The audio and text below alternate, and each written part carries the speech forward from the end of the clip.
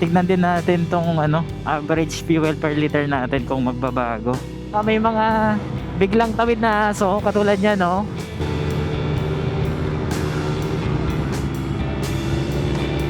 Goods pa ba ang kanyang kulay?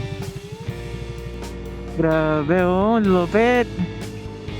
Nice, ganda. Gagi, lakas guys. Lakas ng epay.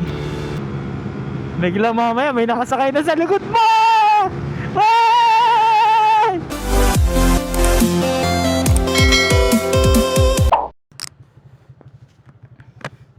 Mic test, mic test.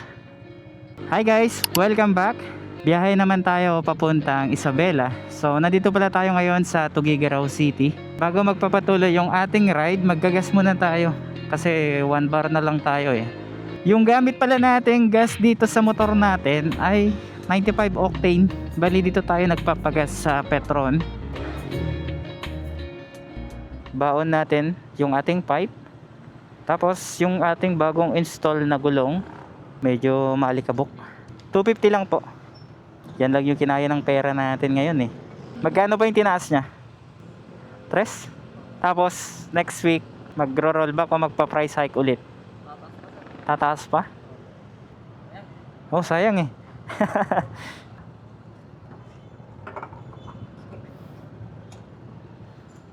Ay, 3 bar lang. Matadagdagan mamaya yan. 3.1, makakaabot kaya tayo sa pupuntahan natin. Thank you. At na-check naman na natin yung gulong natin. Okay yung mga kanilang hangin. Siyempre ngayong gabi itatest natin kung gaano nga ba kaganda gamitin ang TRC5. Yung gamit nating headlight ngayon, ito yung stock ng ating Click. Di ba kapag maliwanag na ganito, di mo na makikita yung stock nya, no? Pero kapag i-on natin yung ating mini driving light, ayan. Yung biyahe pala natin, almost 1 hour and 30 minutes kapag titignan natin sa Google Map. Ngayon ay aalamin natin kung merong 1 hour and 30 minutes yung biyahe natin papunta sa Isabela. Ang lutong naman ng tunog nito, oh. Yan yata yung Jado Racing.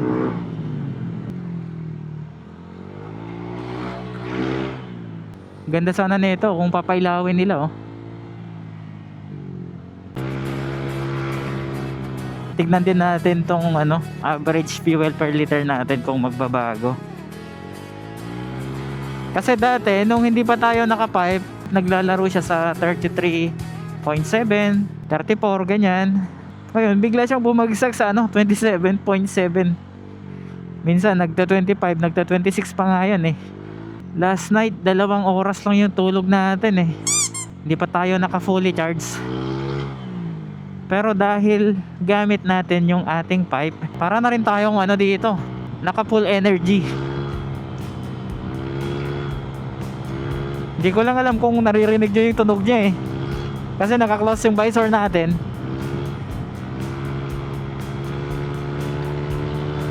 Yung sa gulong naman natin na dual sport, okay naman siya. Medyo tumaas nga lang yung harapan natin.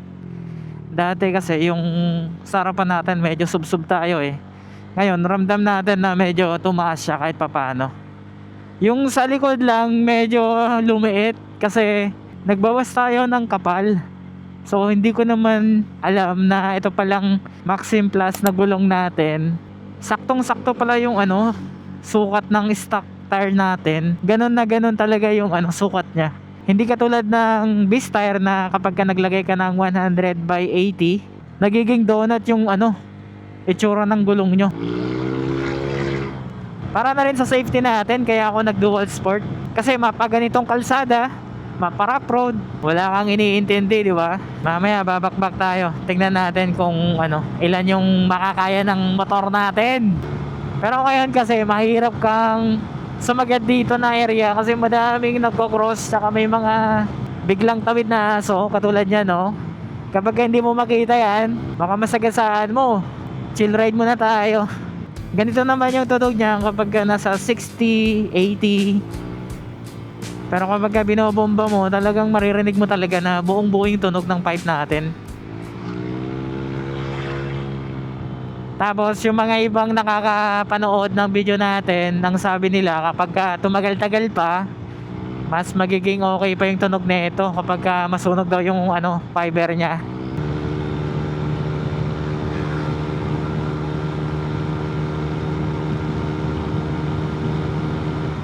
Okay naman yung takbo ng motor natin, wala siyang backfire.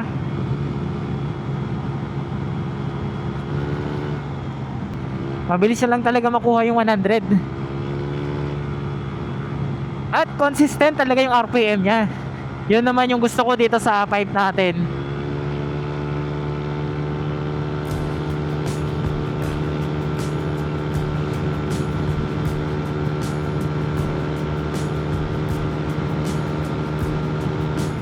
Kahit pataas talaga, kaya niya mag 100. Ang iniintay ko lang talaga dito, yung mag-backfire siya sa high RPM.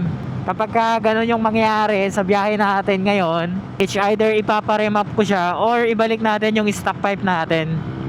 Kaya pinapansin ko bawat piga natin kung magkakaroon siya ng backfire.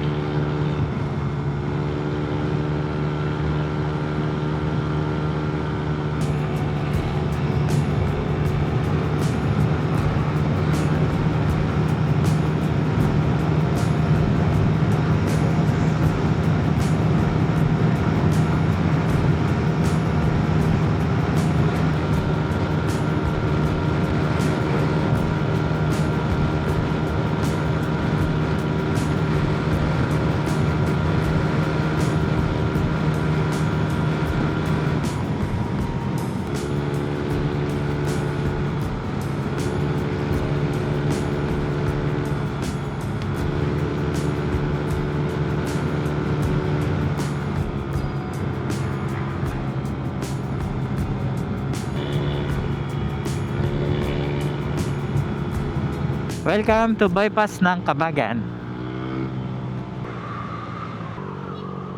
Goods pa ba ang kanyang kulay? Okay pa naman. Walang tunog na kakaiba. Guys, time check 8:56. Nandito pa lang tayo sa Kabagan. Isang oras pa. Come on, let's go.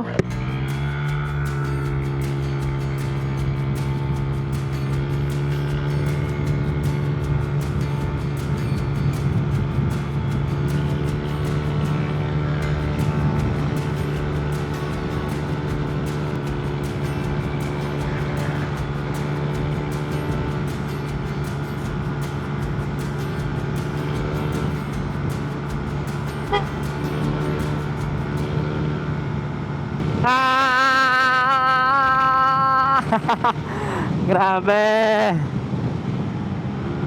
Ang sarap sa ears. Ito na yung average natin sa fuel consumption. Naging 30 na. Kanina 27.4, ngayon naging 30 na. Naglalaro lang sa 60, 80, 110, ganyan yung takbo natin. Natatakot ako isagad, baka mamaya sasabog yung makina natin eh. Pero okay naman, wala naman tayong nararamdaman na kakaiba sa niya, takbo niya. Hanggang kanina, hinihintay ko talaga na mag-backfire pero wala eh. Hindi natin mapa-backfire.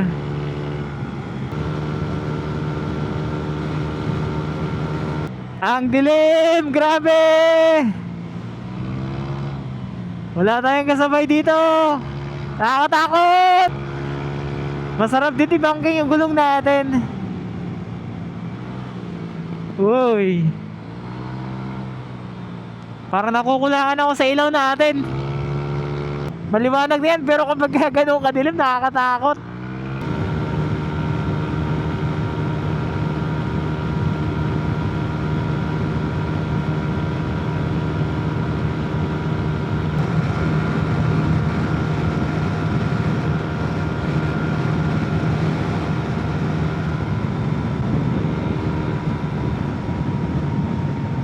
Hirap tayo mga 120 plus lakas ng hangin. Siguro kapag pabalik tayo doon, kaya natin. Kahit 130 siguro, kaya natin. Ang ganda naman ng bypass ng Tumawini. Grabe oh, lupit. Nice, ganda. Ang liwanag. Sana ganito lahat yung ano no, gawin nila sa kalsada kapag kagabi. Libre ilaw. Ang saya naman magmotor dito. Grabe. Nakawalan ako ng boses. Ganda.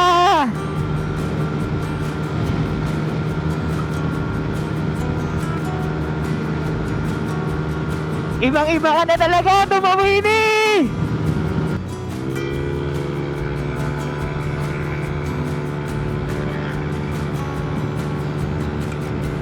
Gagi, lakas guys. Lakas ng FI. Grabe.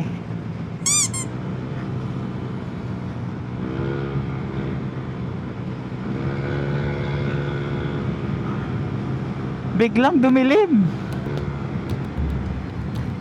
Katakot naman dito. Eto may mga street light pero di ko alam bakit hindi sila naka-on. Siguro nalobat, no? Ayan may mga street light dito. Eto yung delikado dito oh. Kapag matumbok mo yan, ay nakakatakot. Biglang mamaya may nakasakay na sa likod mo. Nakakatakot!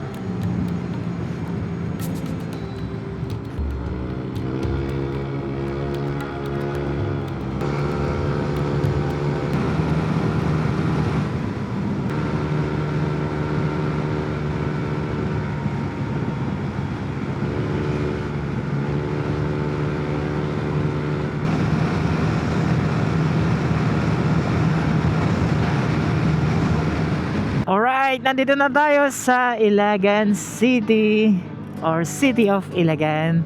Yun time check 9:40.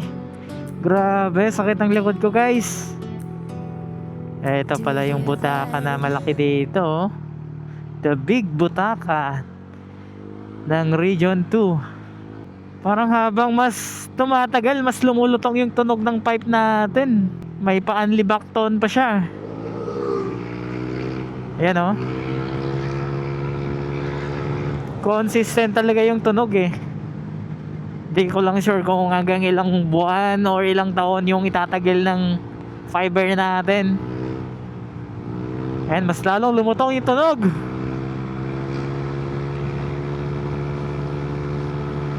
Maganda rin ibangking yung gulong natin. Napakakapit niya. Pero di ko lang alam kapag basa yung kalsada kung makapit pa rin. Kasi ito kahit na bangkingan talaga, makapit siya. Ito naman yung Sky Park dito sa Alibago. Ayan, kung familiar kayo sa lugar na to, comment kayo kung nakapunta na kayo dito. Ayan ganda. Gabi kasi hindi masyadong makita. Maganda kapag umaga. Tapos kapag pala may Bambanti Festival, napakaliwanag yan. Buong Isabela may event dyan. Katatapos lang nung buwan ng May. May Jollibee na rin pala dito. Ayan may drive-thru. Dati kasi yung Jollibee dyan lang sa Save More. Ngayon meron na rin pala dito. Galing naman.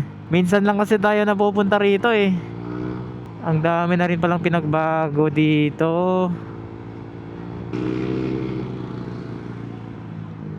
Time check tayo, 9:47. So kanina nasa 8:24 ba yung oras? Di ko matandaan So ngayon 9:47 na.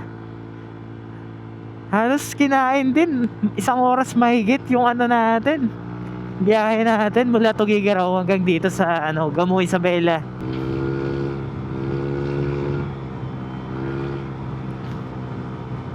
Sa ngayon mas okay yung ating motor. Kasi lagi natin ginagamit dati to sa long ride ganyan. Kahit saan tayo mapunta, ang masasabi ko lang 10 out of 10 yung performance ng motor natin. Pero hindi ko masisigurado sa inyo kung wala bang epekto sa makina itong nilagay nating TRC5. Hindi pa kasi natin malalaman sa ngayon. After 1 month siguro, doon natin mache-check yung ating spark plug kung okay nga ba yung sunog niya. Actually, pwede na nating i-check ang kanyang spark plug. Kaso nga lang, para sa akin kasi hindi pa masyadong na-break in ang ating pipe. Kaya gusto ko talaga siyang gamitin kahit 1 buwan bago tayo mag-spark plug reading sa kanya. Nasa sa inyo naman kung gagamit kayo ng TRC pipe or MT8. Basta ang may sasuggest ko sa inyo, kapag magpapalit kayo ng power pipe, unahin yung magpalit ng exhaust gasket. Ito simula kanina hanggang ngayon, consistent yung kanyang RPM. Walang RPM drop, mas nadagdagan ang kanyang power. Hanggang hanggang dulo talaga. Natatakot lang kasi talaga akong ibabad yung kanyang throttle. Kasi syempre, first time ko magkaroon ng ng ganitong klaseng pipe. Nasanay tayo sa stock pipe kahit na nakababad tayo. Ngayon kasi iba talaga yung pakiramdam. At kahit sa low RPM, kapag ganito lang yung takbo mo, ramdam mo kasi talaga na buong buo yung tunog. Tapos sabayan mo pa kapag i-throttle mo, lumalabas yung pagka-bassy niya. Tapos parang magmimix siya dun sa sa pagiging malutong niya. Ganun na ganun yung tunog niya Tapos itong dinadaanan natin, saktong-sakto naman sa gulong natin ngayon. Kasi naka dual sport tayo. Tapos ganitong rough road, butas-butas na daan. Ito yung sinasabi ko sa inyo. Kapag magpapalit kayo ng gulong, pag-isipan yung mabuti.